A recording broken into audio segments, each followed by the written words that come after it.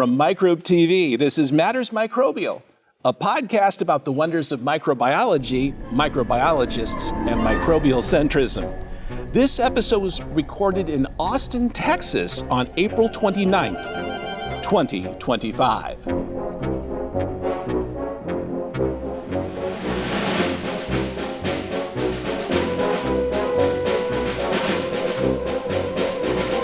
Hello, Micronauts.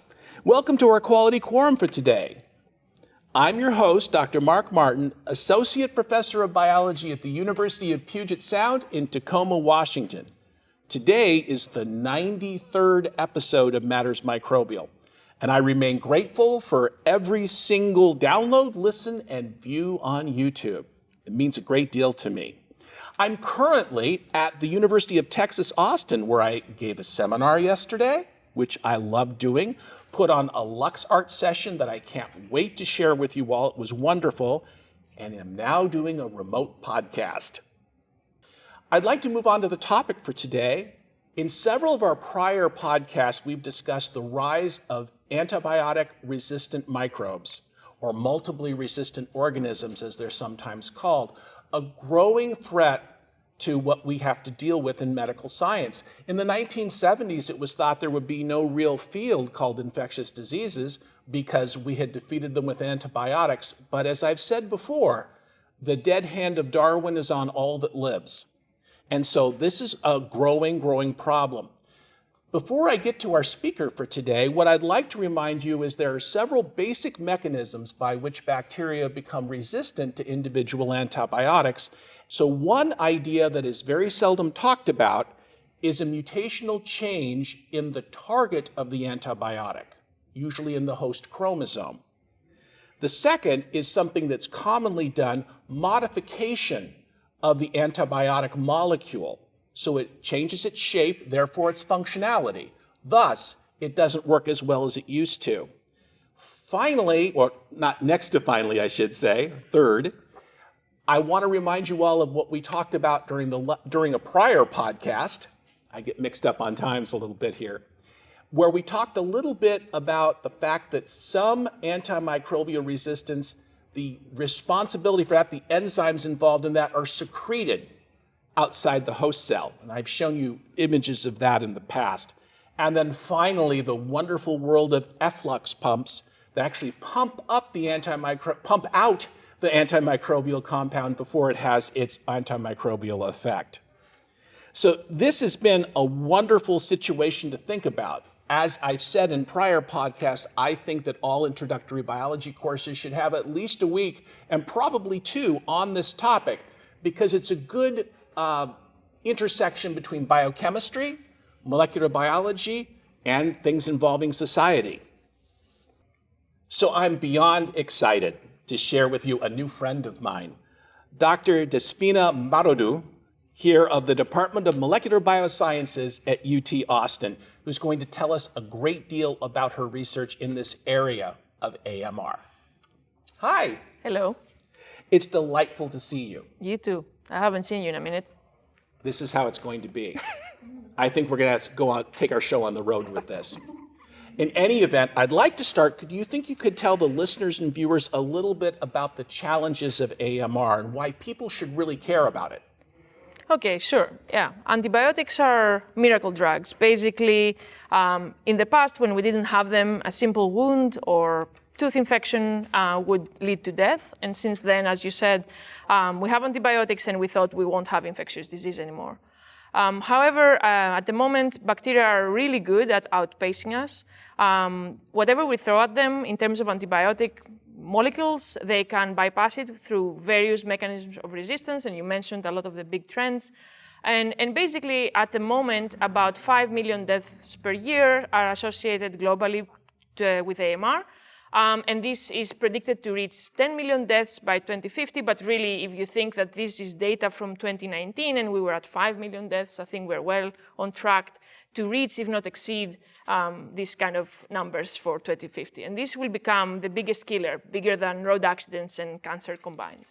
I'd like to point out to listeners and viewers, I'm going to put links in the show notes for this particular session of our podcast with some videos that you can see on this subject and even some review papers to give you some idea of the threat that we are actually facing, all of us together.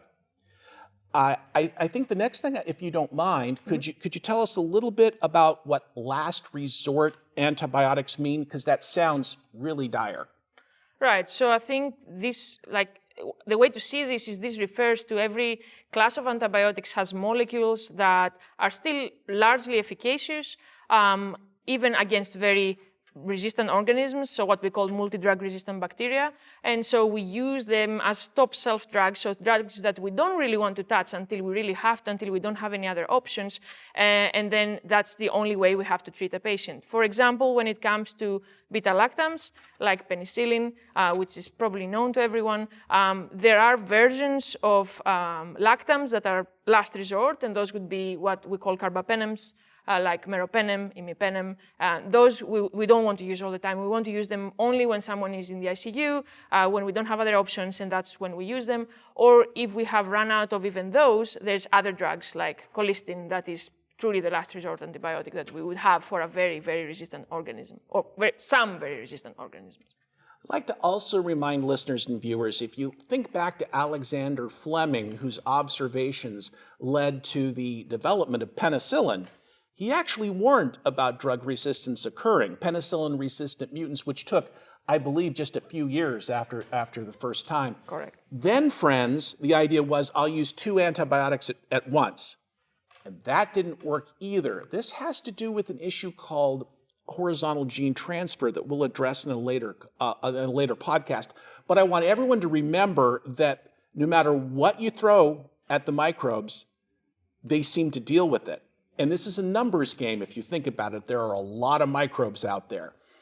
There's a saying that I believe Leslie Orgel actually said, it's been attributed to Francis Crick, that evolution is smarter than you are.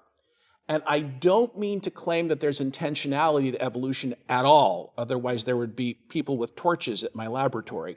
The fact of the matter is, though, it's a numbers game. If it's a 1 in a million event and you have 10 million, organisms you're dealing with, there you go.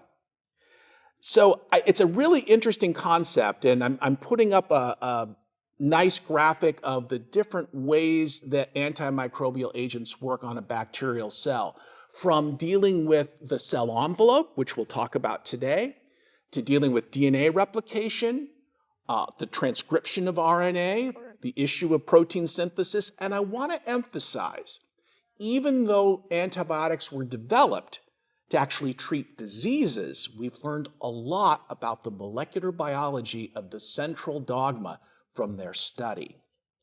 So if you don't mind, I think it would be really useful to talk about the cell envelope with people. That's kind of where the rubber hits the road, microbiologically speaking. Sure. So I will start first from saying that there is kind of 2 broad types of bacteria. Gram-negatives, or as we call them more now, diderms, and gram-positives, monoderms.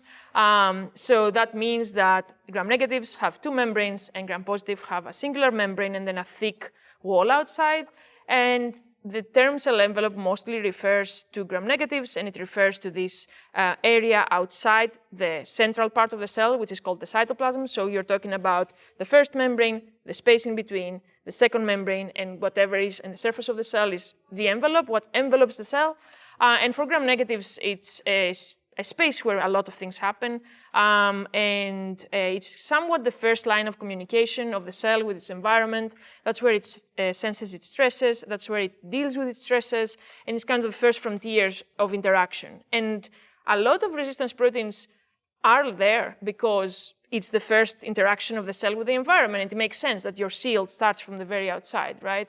And so it protects the cell, the inside of the cell, because of its presence there, but also you have 2 membranes for any drug to cross through. So if you want to have an antibiotic that will reach from the outside to the DNA, for example, then it has to traverse 2 membranes to get there. So that's an extra barrier, just a physical barrier that cells have. It's an interesting concept that penicillin was fairly effective on gram-positive organisms.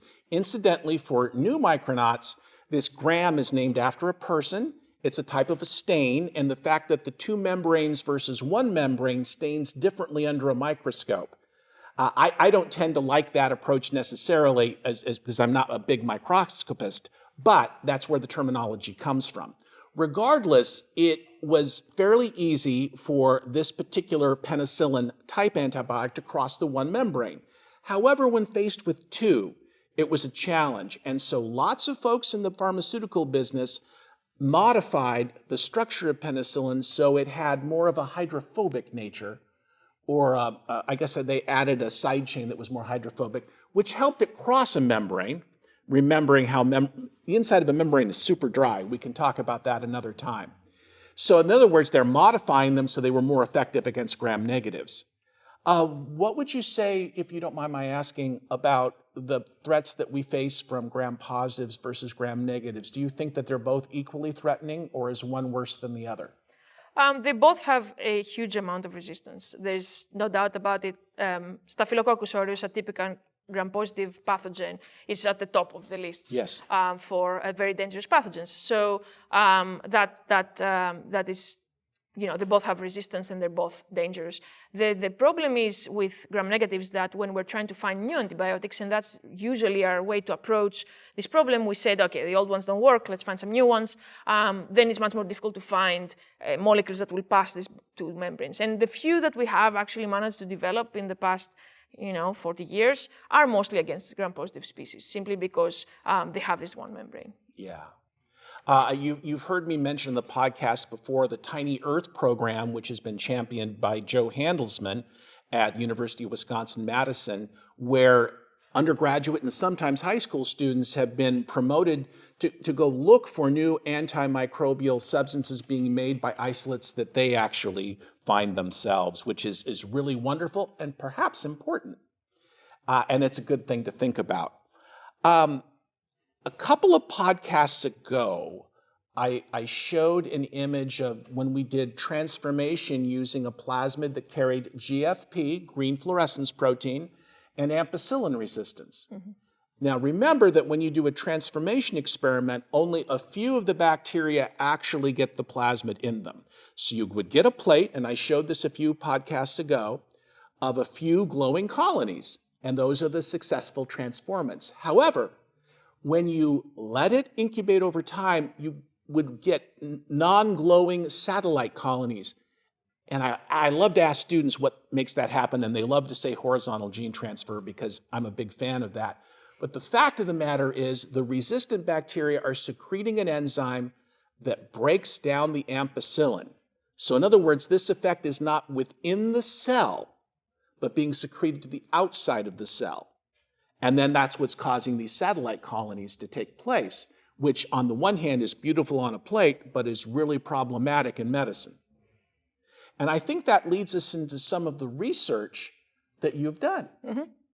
We work on these enzymes, beta-lactamases. That is what you're saying is secreted, or even sometimes it doesn't need to be secreted. It can just be, it just breaks the antibiotic. The cell breaks the antibiotic, right, and just reduces the amount of antibiotic around it, right? So that's fascinating. Do you think that they're sucking in the amount of it and it gets cleaved up? It just gets in and it just... And then that decreases the surrounding... That's for very gram-negatives, yes. Mm-hmm. It's mostly thought now that they don't... There's not much evidence of secretion.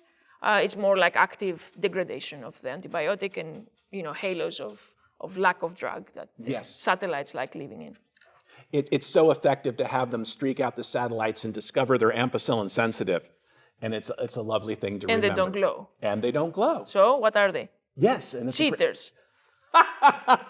Well, it is true. And I said this again a couple of podcasts ago. I'll ask them, what's the medical relevance? And, they'll sit and they'll think, and then always a student, and it just brightens my microbial day so much, when they'll say things along the lines of, well, what if I had an ampicillin-resistant organism that doesn't cause disease, but there's an ampicillin-sensitive disease-causing organism? They could cheat. Yep. And this happens. Yep, it happens. It happens a lot, actually, in the host. I think this is a wonderful topic. So now you can talk about by the way, I had the best time visiting this scientist's lab. And one reason is, and I'm going to put a picture of this, I made the mistake of calling this the lab mascot. It is not. It's the lab boss. Yes, it is.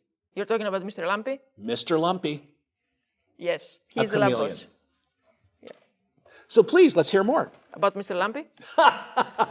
You can talk about your research program now. Okay, so we are interested in resistance, and we are big believers in trying to save or repurpose our existing antibiotics. That's because we haven't really managed to find many new drugs in the past 4 decades, but the ones we have are pretty good for susceptible organisms, for organisms that you can treat with them.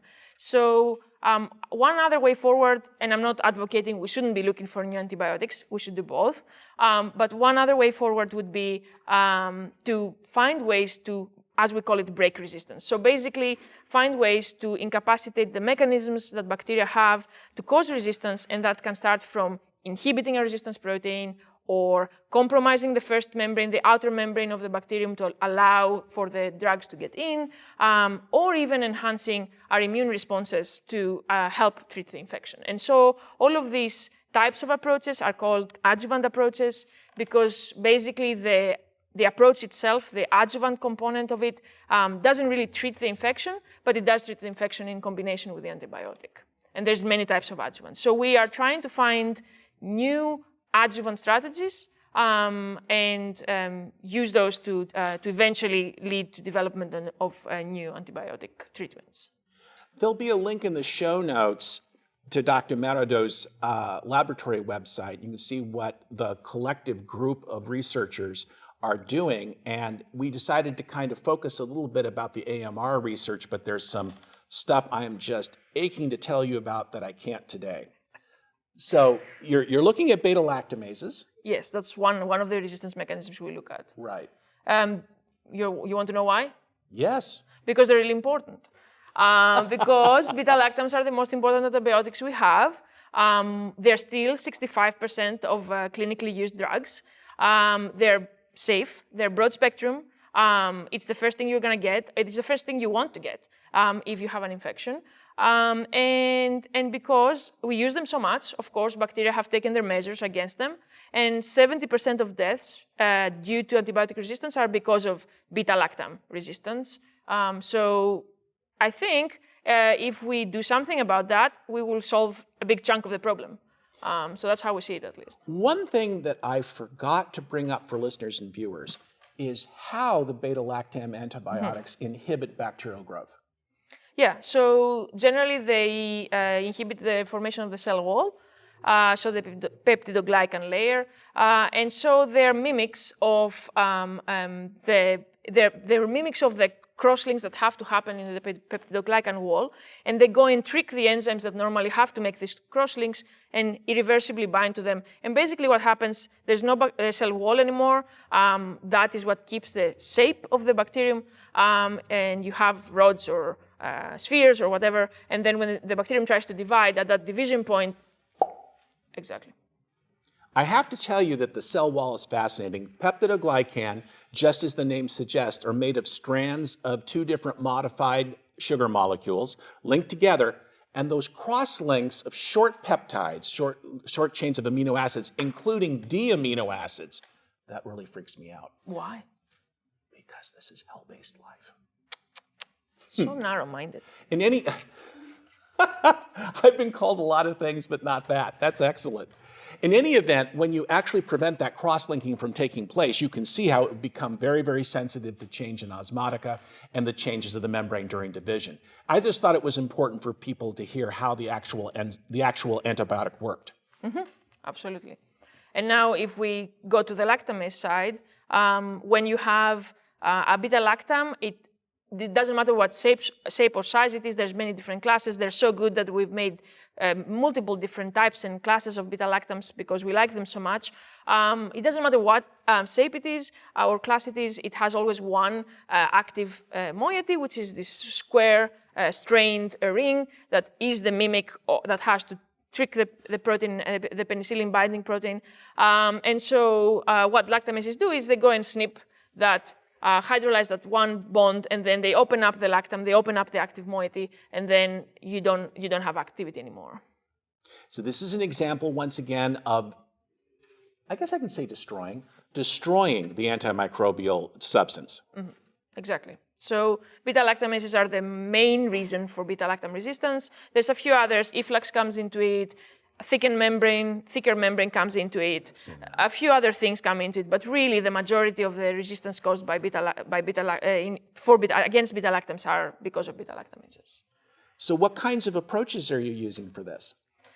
In our lab or in general? Well, we can talk about your lab. All right, so the prototypical approach, and that's a very successful one, is used in the clinic, it's probably our biggest success story, is to inhibit the actual lactamase. You find a molecule that binds to the lactamase, keeps it occupied, and then it doesn't harm the lactam, and so the lactam can act. That's a typical adjuvant where itself will just inhibit the lactamase, but when you add the lactam, it will kill the cell. So we take that a step back, essentially. So our idea was, okay, beta-lactamases are in the cell envelope, and there's many different types. And the problem, sometimes the problem with beta-lactamase inhibitors is that they are specific to the enzyme. So we wanted to have an approach that is a bit more broad. So since beta-lactamases are proteins, they might be evil proteins, but they are proteins, they need to be maintained in an active folded state in the cell envelope. And in the cell envelope, there's many, many mechanisms to help proteins do that, stay active and folded and happy. And so our idea was, what if we bother these mechanisms? What if we stop everything that folds and maintains the cell envelope proteins? Would the lactamases be affected? And then could you actually use that as an adjuvant strategy? And so we did that. We affected one of these processes. It's called disulfide bond formation. You want to intervene and explain maybe what disulfide bonds are? I'm happy to. Mm-hmm. To me, I'm frustrated, I'm not teaching introductory biology anymore, but one of the important things to remember is, and I made up a word for this, stericity. It's not a real word. Shape is everything in biology. It's not a real word, but you see what it means, right? So you have all these different levels of folding that take place because this chain of amino acids has to fold into a three-dimensional structure that has activity. And there are different names for it that every first-year student has to memorize. And sometimes there are issues involving closely related amino acids, specifically the R groups to them, that start to form structures and begin to fold the correct way. And then you have more distant areas, and then sometimes you have to cross-link different areas of the protein, usually done by a sulfide-sulfide bond. Mm-hmm. And that's, once again, if you change the shape of a protein, you change its functionality. That's the important thing to remember. Right, so in the cell envelope that is receiving a lot of stress, mechanical and chemical stress, because like we said, is the first line of defense of the cell. Basically, the disulfide bonds are really helpful, and they're very abundant there.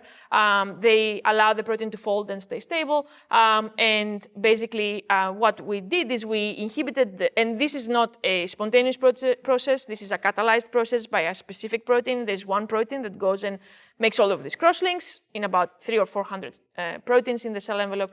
So we went and inhibited or deleted the gene that encodes that protein. And lo and behold, we found that basically that leads to beta-lactamase degradation. And you can use that as a way to sensitize resistant clinical isolates to beta-lactams. It's important to remember if there are errors in the way that a protein is folded in a cell, it's often automatically triggered or tagged to be broken down. Mm-hmm. So interfering with that process of protein maturation could have this very negative effect, mm-hmm. which is just fabulous to think about.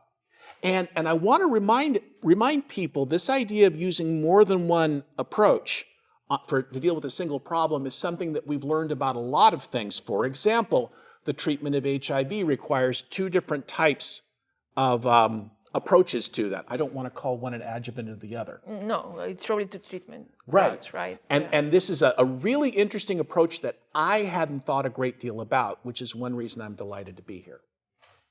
Right. And the advantage of these approaches beyond the fact that, yeah, it will incapacitate many beta-lactamases is that actually it does incapacitate other resistance mechanisms as well, because it's not specific to the mechanism. Everything that needs the sulfide bonds, and many resistance mechanisms do, is also affected by the same thing. So, for example, colistin resistance is due to another type of enzyme in the cell envelope that does something completely different to beta-lactamases, and those are also affected. So you can also treat for that particular antibiotic.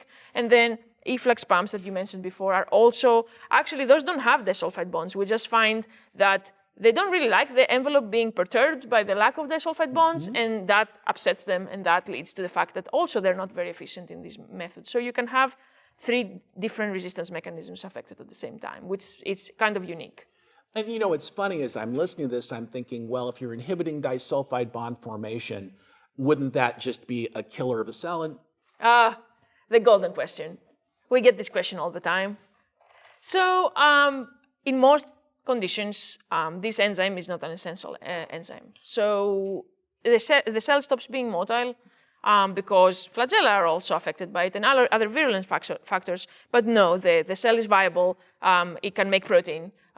Its membranes are intact. We've tested all of these things because when we wanted to propose this as a way to treat resistance, we didn't want to have confounding factors like somewhat killing the cell while we're doing that. So we have made sure that they grow at the same rate, they have the same integrity of membrane, and they're largely fine.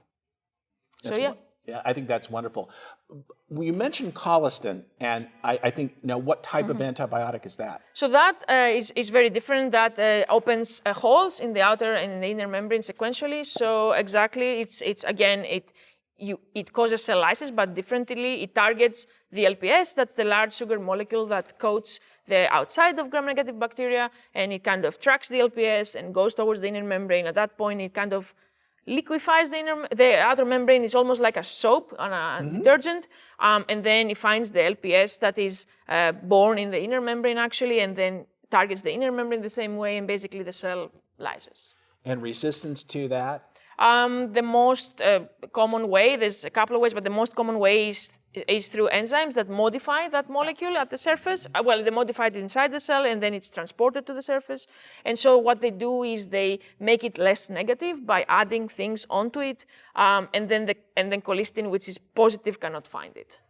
So it's called a repulsion mechanism. In reality, it's more like it's less negative, so it doesn't come towards it as much. As you're all listening to this and thinking about it, this is an arms race. And it's a fascinating arms race. The problem is, just as bacteria are mutable and can change, the individual antimicrobial compounds that we have don't. And this is the real problem. It's a numbers game, as I alluded to before, with this evolution idea. So this is really, really important work, as you've said. To be honest, there is nothing I've ever done professionally that's benefited human life. So I'm always delighted to hear about things that have, real-world applications like this. So one of the things that I think we need to talk about is how easily microbes can mutate to become resistant. I'm going to put a link in the show notes to a wonderful video by the Kashoni. It was originally by Kashoni, and Michael Boehm, I think, actually made it when he was a postdoc in Kashoni's laboratory. Michael Boehm at Harvard, shout out to him.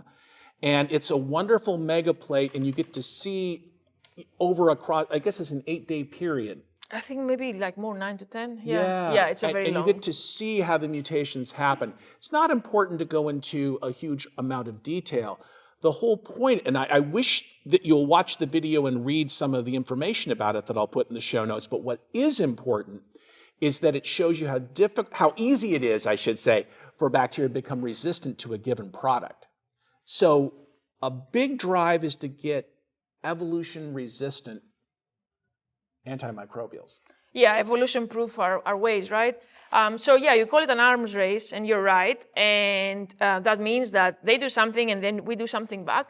The problem is that bacteria are so much faster than what we are doing, which is we're trying to find new antibiotics, and we're really, really slow. And they're really, really fast, and they're winning.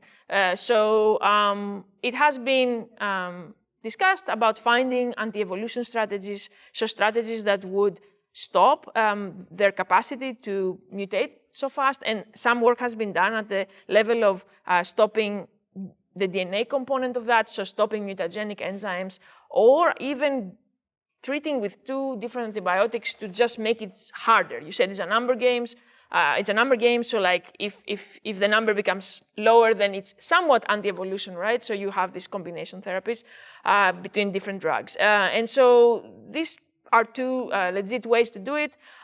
We think we might have found other ways as well in our work. We think that the same way that all of these protein folding elements are important for the activity of resistance proteins, they might also be important for their evolution at the post-transcriptional and post-translational level. So, so we hope that we have other approaches there to hopefully stop evolution of resistance in specific resistance proteins or genes. Just to be clear with listeners and viewers, if you grow up a culture of, and I'm going to make this up, E. coli, generally it's about 10 to the 9th cells per milliliter. And then you plate 1/10 of a milliliter onto a plate, that's 10 to the 8th bacteria. That's 10 million. 100 million? 10 to the 8th? Yes. 100 million. 100 million on a plate. Now, 1 in 100 million is a tiny number, but I already put 100 million on that plate. And so you can start, if that plate contains antibiotics, it's quite easy to find antibiotic-resistant bacteria. I do it as a classroom exercise so they can determine mutation rates. Remember, mutation is not intentional either, it's random. It's just that under those conditions, the ones that are resistant grow. And that's the really exciting part about that. So to make something evolution resistant is something you can test, and if it is, that's really good news. Especially if you can treat for it, right? So the idea is that if we identify mechanisms either at the DNA or the protein level that allow this evolution to happen or facilitate it or enhance it, then by targeting those mechanisms and providing that alongside a drug, then you're hoping that as you're treating the infection, you're minimizing the amount of evolution that also happens while also treating the infection. So hopefully that would kind of address the root cause of antibiotic resistance rather than only relying on finding new antibiotics. That's super expensive and is not really happening very much. There's been a lot of talk about pharmaceutical companies and biotech companies moving away from the development of antibiotics because of the costs. Sometimes it turns into a question that they're not profitable because you've cured a disease. That's why in some cases, and this is true in agriculture, that's you get to keep using that. A lot of folks aren't aware that antibiotics, they should not be, but they are used in agriculture. It's one of the things that we have to deal with. In huge amounts. Yes. So you know, for that reason, we really have to be concerned about these things. And finding other approaches is going to be important. I'm delighted with the Tiny Earth program. I'm delighted with all of these things. But remember, I believe it's a quote by Pasteur, and he said, in the final analysis, the microbes will have the last word. And that's really true, but we have to keep trying because there are an awful lot of us on the planet, we don't want them to get sick. Yeah, we want to do something for the future because we're already behind. And if we don't, this will essentially explode in the future. It's like just waiting to happen. It's a silent pandemic, right? That's how we call it. I've heard really frightening statistics about what 2050 will be like. Yeah. One of the videos that I'm going to put in the show notes by Maren McKenna describes how, I guess, a relative of hers in the 1920s or 30s, before penicillin was available, died essentially from a splinter. And again, if you go, I don't mean to be dark or macabre, but if you go to any older cemetery where they sometimes put the cause of death, you will see infectious disease as being a major thing. And still in some parts of the world, it's that way to this day. So what we're doing here is, what we're talking about, I'm not doing the work, is quite important. It is. I think people should be more aware of it. And you mentioned correctly that the big pharma has departed the space. I don't blame them. There's no business model at the moment for development of antibiotics, and pharma is private sector. They need to be able to make some money, and so this is something that's a global problem, and it should be dealt globally, not expect the private sector to be the only solution towards this. No, it's interesting to watch the spread. I'll try and find some images about the spread of resistance globally. There are wonderful maps of that. And I don't mean to be alarmist, but it is something, it's like when a tsunami happens and the water goes out, that's not a good sign. And I like to think that that's kind of where we're at. Yeah, it's already gone out. Yeah. Yeah, it's past the tsunami. Coming. Yeah. It's coming. Yeah, exactly. So what do you think about your work in the future? How do you think about that? What we would like to do next, Yes. or I think we have our hands full. My lab is there on the back. They'll tell you they're all too busy. We have too many projects. They're waving, agreeing to that. So we have many different avenues. We're going down the evolution path and stopping the evolution of resistance. This is one of our main goals for the future. We also think it's important to understand dissemination of resistance proteins and genes into the environment and how those come back into the clinic. We work on that. We're working on using AI to develop maybe new adjuvants, especially for beta-lactamases, and maybe also probiotics to deliver proteinaceous molecules that could help with infection. So a number of things. Like I said, not one approach, not 10, right. Not 100, 1,000. It's not going to be one approach. That's absolutely true. I think that was the problem with initial thoughts about antibiotics. This is the magic bullet. There is no magic bullet. The silver bullet is called. The silver bullet has been in the field since forever, and it was still there when I started my lab. And that was fairly recently in 2015. Everybody wanted silver bullets. They didn't want narrow spectrum approaches. Those were not good enough, or everything had to kill everything. And we know now that, well, that's not really possible. A beta-lactam is as close as you're going to get to a silver bullet. This is our only silver bullet, really. So, parenthetically, for listeners and viewers, we haven't really discussed, and as I mentioned, that's something we probably should have a whole podcast about. It's important, though, that folks are aware that the other side of this issue is horizontal gene transfer, the ability of a bacterium that has developed a resistance gene to then donate that gene elsewhere. And that does take place in nature.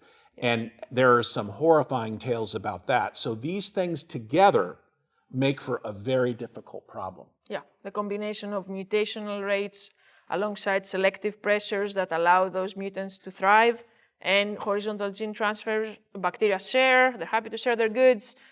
So yeah, it's a difficult problem.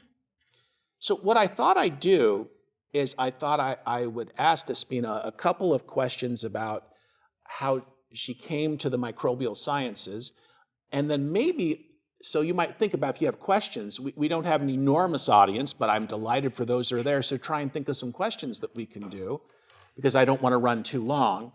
So do you want to talk a little bit, now you can think of your questions. Can you, and don't pass that to them. Anyway, I know, this is an awesome scientist, by the way.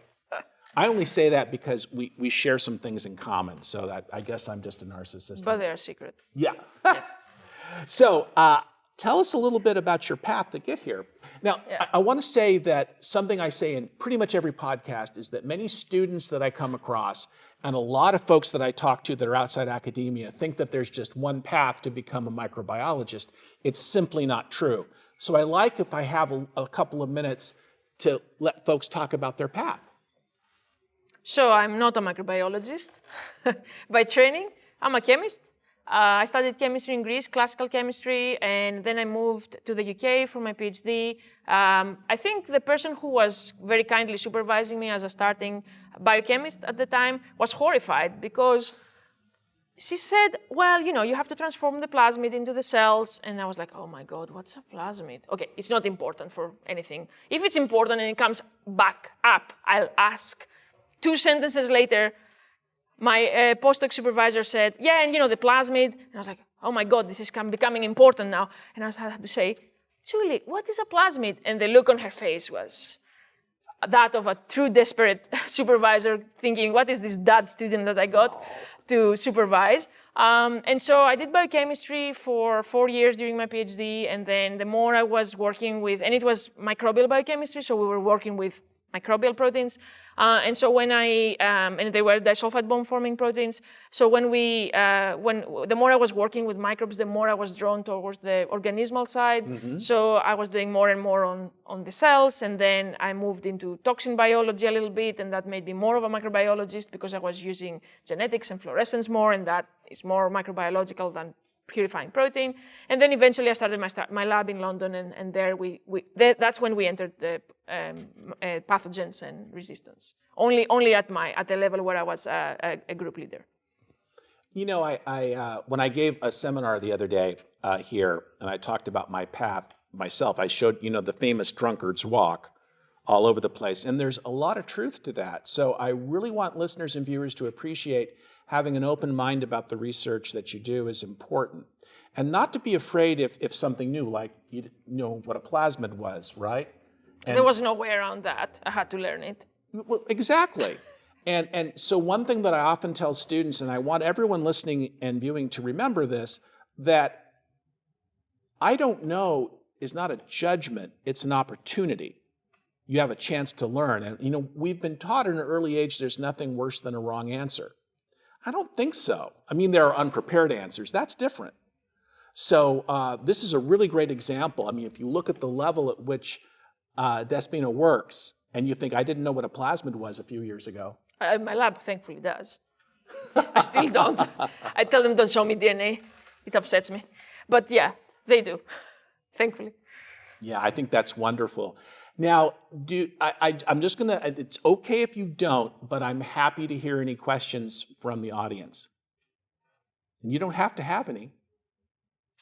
Please. What role do you think predators play in antimicrobial resistance?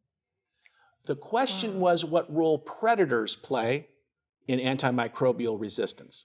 As in predatory bacteria? Yes. That's a very good question. I don't think anyone has thought of that. Like whether they're involved, do you think they have? Yeah, Liz Sockett's group and several others have worked on that. Please. So on the treatment aspect, you mean? Mm-hmm. So I thought, I was thinking more like in the transmission. Yeah, people have used predators for, as I also teach in my class, as probiotic treatments. Yes. So they have shown that you can use bacteria like Beta-lactam, which kill other bacteria to treat chicken and then treat zebrafish from infections, Salmonella and Shigella infections. But there's also the possibility that these bacteria interact with their hosts, which are other bacteria, and whether that leads to any transfer of material like phage does, I have no idea. This is a topic that's very exciting to me, full marks on this. And one of the things that I want folks to remember, when you're speaking of Della-Vibrio, I have good news and bad news. Which do you want first? Let's go with the bad. The bad news is they're not narrow. Della-Vibrio has a preference for gram-negatives. I sometimes get in debates with, and I call them Della-Vibriologists, about effectivity. It's sometimes difficult to measure, but it is absolutely true that they prefer to live and prosper in the periplasm, the region between the outer and the inner membrane. And that's what takes place there. So gram-positives are essentially immune to them. But the issue is we don't know what this, there's actually a paper that just came out suggesting how it is they're able to get access, because whatever it is a very broad range. Mm-hmm. And so that makes you think about a broad range antibiotic that could perhaps change some of the community structure in the patient. And that's one thing. But the good news is, and I have to be very careful about this, there are very few, if any, reports of a bacterium becoming resistant to Della-Vibrio. This is very different than antimicrobials. And this could be because they can also change themselves. So rather than the arms race where one is not changing and the other one is, might be. But I'm really interested if they can target Della-Vibrio. And I think that work will now be able to go forward with the recent publication of some work about how they recognize prey cells. Yeah, because there's no obvious receptor, right? Or Yeah, at least that's- until there's- now, there's no, no there- obvious receptor binding. Right. It's typical. not as simple as the way, for example, bacteriophages recognize for a cell receptors, site. You know, many people talk about bacteriophage therapy, and yes, you get cells resistant to that bacteriophage. Because literally it's a binding of a tail fiber into a receptor protein, so that it's a much more small area to like mutate on, right? That is an excellent question. Others? Oh. Microbes evolve resisting Caesar versus bactericidal or bacteriostatic antibiotics? So the question is about the difference between bactericidal and bacteriostatic antibiotics. I don't know. I suspect I actually don't know. My answer would be cidal because the pressure is higher, but that doesn't mean it's correct. What do you think? Well, many people think that antibiotics automatically kill bacteria, and I would be cautious with that statement. I think that they can certainly go after growing bacteria. Yeah, for sure. And so in the example I talked about with satellite colonies, that demonstrates that there are many bacteria that are not killed by ampicillin, but it doesn't mean that some of them aren't, right? You see what I mean by that? It's an excellent question. We had another one? Please. What role do you think increasing global temperature thresholds will have on antimicrobial resistance? Global temperature changes in antimicrobial resistance is the question. There is a kind of reports of the melting in the poles that happens, revealing new viruses that we haven't seen for a while, and that's worrying because they have been preserved in there. And I can imagine that the same might happen for bacteria that can tolerate these temperatures and have maybe elements that we don't know about. But I would say that I don't think that something from the ancient world would be as bad as what we've created ourselves in the clinic. Generally speaking, even beta-lactamases that are a great example, like the ones you find in the environment, are innocent compared to the ones we have in the clinic because they are used for bacterial interactions, and the antibiotics bacteria make are less, let's say, diverse and less powerful than the ones we have in the clinic. So I think when it comes to resistance, I don't think that's the main problem we have. Fine-tuning in a way, right? Exactly. That's a They will great respond to question, what too. they have to. Yeah. Please.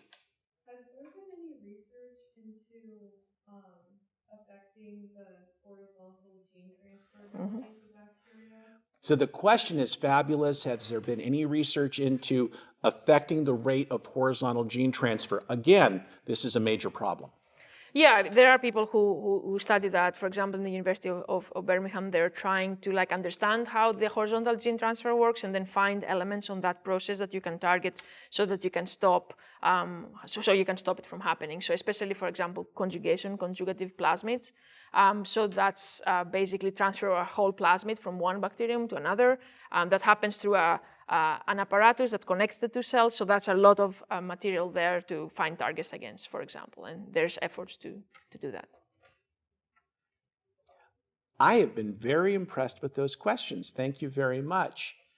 I really have had a wonderful time here at the University of Texas, Austin. I've had a wonderful time meeting people, giving talks, doing this particular program here, which is really wonderful. And I can't wait to take pictures of LuxArt this afternoon. And I want to thank you, Despoina, again. Yeah, great to have you. It was Thank you for wonderful. this. Yeah. I appreciate her sense of humor above all. Trust me on that. This has been Matters Microbial, a weekly podcast about the wonders of our microbial world and the people who study it. You can send questions, suggestions, or comments to me at mattersmicrobial@gmail.com. Show notes from today's episode with, as usual, epic links to read and think about, and this is a super important topic, again, can be found at microbe.tv/mm. If you like our work, please consider supporting us at microbe.tv/contribute.